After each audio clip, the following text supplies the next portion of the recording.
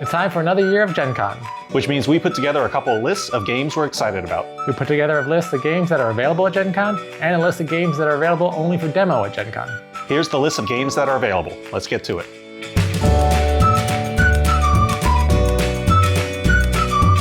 Number 5 on your list is Sand. What are you most excited about it?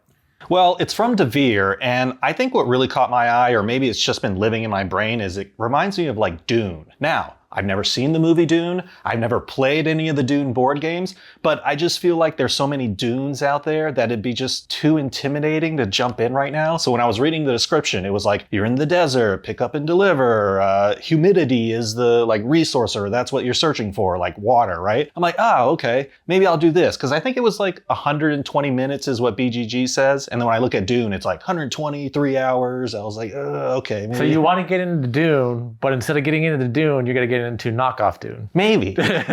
Maybe, but I don't know. I mean, is that a nice thing to say that it's knockoff Dune? Maybe they're like, how dare you? Kenny, number 5 on your list is This Game is Killer. What makes this game so killer?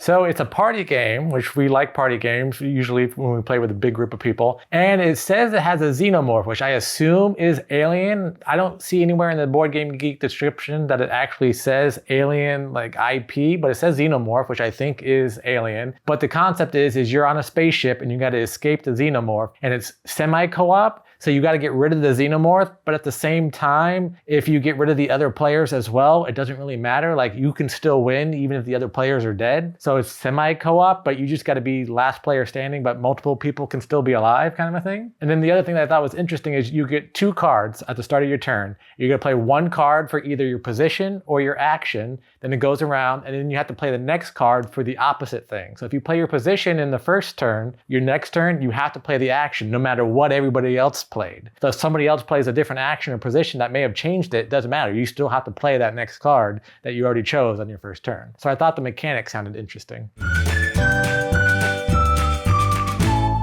Number 4 on your list is Cities. I was excited for this one too, but what caught your eye?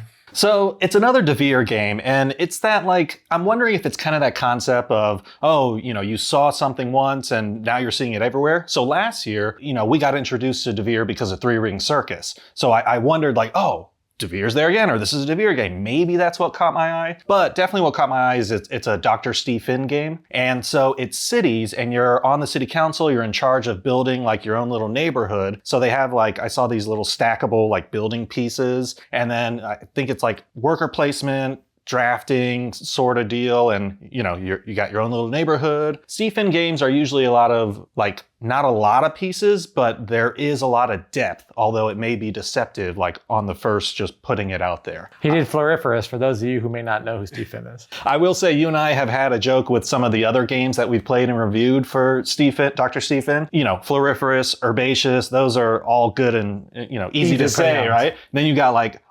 Alpujara, Fisheries of Gloucester, where we gotta Nanga Parbat, where we have to like look it up and like, is that how you pronounce it? Oh.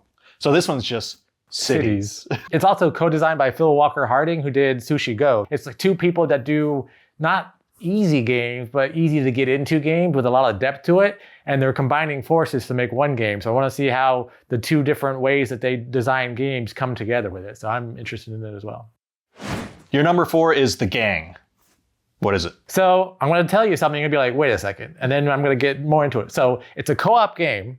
Okay. Which you normally would go, well, Kenny, you don't like co-op games. But when I was reading the description, I piqued my interest because it's a co-op version of Texas Hold'em. Now I was like, how did they make a co-op version of Texas Hold'em? So apparently there's a whole bank heist theme behind it and you're working together. But the way that it works is before you're dealt your cards, you're supposed to wager what you think you will have versus what the other players will have, like who will do better kind of a thing. And depending on certain elements of the game that you win, that unlocks vaults and stuff. And that's how you get the money for the bank heist.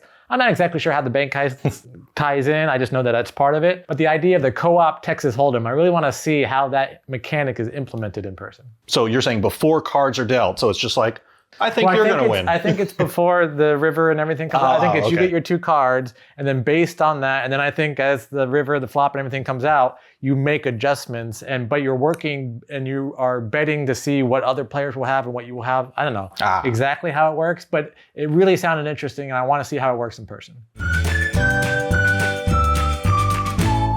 Number 3 on your list is Pampero. Tell us what it's about. Pampero, what caught my eye was just basically the box art and then just reading the short description. So the box art just has like kind of a hill or a field and then some windmills. And then kind of like wind turbine windmills, right? Generating electricity. So that made me think right away about that dam game. Like that damn game? The game about dams. Barrage? Barrage. Yeah. It reminded me of that. Probably nothing like it. But another thing that caught my eye about it when I read into it more was you kind of start off with 8 cards. Kind of think of Arc Nova, where you have like that set and then you play it. Except this one is like there's 2 layers to your board. So like I think when I looked at the picture, there's like 10 spots. So 8 cards, 10 spots. And I think the mechanic is like you play one to the far left, either top or bottom. Then you play second and then third. And then on the third, you pick up one and then rinse and repeat. You know, you're choosing a little bit, so kind of little things here and there, and then the pieces look good, a lot of dual layer player boards, so things aren't shifting around. But really, the game about dams is like, I was like, it piqued my interest because I know I really like that game, although it's probably nothing like that. Oh, well, you figure if you like dams, you're gonna like windmills? Is that the thought process? Energy. Yeah. Clean energy. Yeah. If there's gonna be a solar power one next year, I'll probably get that one just to complete the set. So Kenny, your number 3 is From the Moon. It's a little bit on brand for you because like space theme. I know you and I like really like space stuff. So pretty much that was what caught my attention, was just scrolling through the list on Board Game Geek of the preview. And I looked at the pieces and it looked like they had very well done player boards and things that you're doing. So you got to complete missions on the moon and then save humankind throughout the rest of the galaxy. So I just like the concept of you're working here and then spreading out. It reminded me of Godspeed, but we weren't huge fans of Godspeed. So I'm really looking for something that can fill that itch of, it's like a moon-based kind of thing. We played Moon. And Moon like was that, fun right? too, but I think that this one's different. I think this one's more of like worker placement, a little bit more heavy, a little bit crunchier rather than just the card and tableau building of the Moon. Number 2 on your list is Endeavor Deep Sea. So Endeavor Deep Sea is more modern era. I know it's a follow-up to Endeavor Age of Sail, which we've never played. I don't think I saw Endeavor until I saw it, this Endeavor Deep Sea. I like this because, number 1, it kind of follows that Save Our Earth, rather than like the land, which Earth was about. This one's about like saving our underwater sea creatures or things like that. You're researching. It's like chain actions and tech tree building, which always is like cool to me in both board games and video games. I always like how tech trees unlock and you can go different paths to like see what happens. And your number 2 is Caf Baras. Well, I love the punny name, so like Caf Baras is Caf Baras. I really like a lot of the KTBG games that we've played, Fossilis, Creature Comforts, Maple Valley, those kind of things. And this is actually from the same designer of Creature Comforts and Maple Valley, Roberta Taylor. And I really like the concept on the Board Game Geek. It talks about how you're forming your own Caf Baras cafe, and you have these lattes and sandwiches and things that you're putting together. So it kind of sounds like set collection, but it also says card drafting and multi-use cards and things like that. So I really want to see how it's using the art and that narrative of the Creature Comforts, but not doing that kind of the same thing of like worker placement kind of thing. It's more of like a card game. And number 1 on your list is Harvest.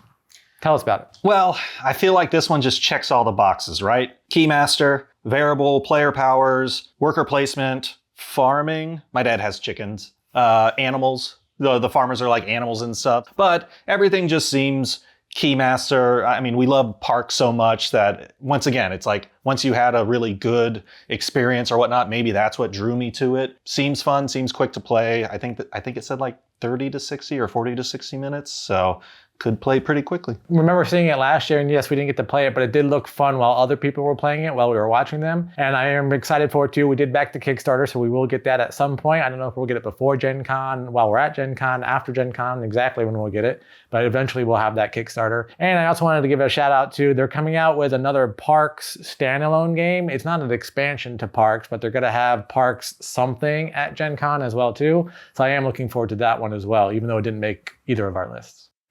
And your number one, dun dun dun, Neo Dreams. Neo Dreams. So what really caught my attention, other than the name, I was like, oh, Neo Dreams, what is that about? And it's in the future, it's a sci-fi game, and you can go in and program people's dreams. And so there's a whole industry of creating dreams for customers. So it's a worker placement where you're creating dreams. You can send the people to exotic location. You can help them overcome their fears. You can help give them new skills and stuff, all these things in their dreams. But then once I dug even deeper down the rabbit hole, I actually looked at who the designer was, and it's Ivan Leshin, who did Furnace. So I'm like, oh, well, we really like Furnace. It's one of those games at the end of the night, we're like, oh, we got some time, let's play a quick game of Furnace. But I am interested in the theme and the designer, so I just checked all the boxes. So I'm really excited about this one. So this one's probably not going to be one of those end of the nights like, oh, I don't think it's going to be an end of the night quick one like Furnace, but I do want to see, I like the mechanics of Furnace. I want to see, well, what other types of mechanics does he have as a designer? And those are some of the games that we're excited about that are available at Gen Con. What'd you think? What games are you excited about? Let us know in the comments below. And if you're going to Gen Con, make sure to say hi to us. We'll be giving away Party Tales pans and a bunch of other goodies. And as always, if you're enjoying our content, please like this video and subscribe to our channel. Until next time, I'm Elite. I'm Kenny, and go party like a board gamer.